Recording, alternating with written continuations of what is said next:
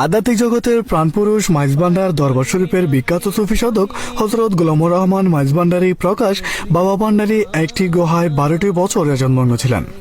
দীর্ঘ এক যুগে স্মৃতি বিজড়িত রেয়াজতের স্থানটি হচ্ছে ফকির গুহা। এটি রাজন উপজেলার শেষ সীমান্তবর্তী পার্বত্য রাঙ্গামাটি জেলার কাউখালী উপজেলার ফটিকছড়ি ইউনিয়ন নামক স্থানে অবস্থিত। জানা যায় হযরত গোলামুর রহমান বাবা ভান্ডারী 1865 সালে জন্মগ্রহণ করেন, পরলোক গমন করেন 1937 সালে। 72 বছরের জীবনদশায় তিনি ফকির গুহায় 12টি বছর রেজনমগ্ন ছিলেন বলে জনশ্রুতি রয়েছে। চলুন দেখে আসি বাবা ভান্ডারীর স্মৃতি বিজড়িত সেই পূর্ণভূমি ফকির গুহা। মূলত আমাদের পথ চলা বাবা ভান্ডারীর রেয়াজতের স্থান দেখা আর বিখ্যাত সুফি সাধক বাবা ভান্ডারীকে স্মরণ করা।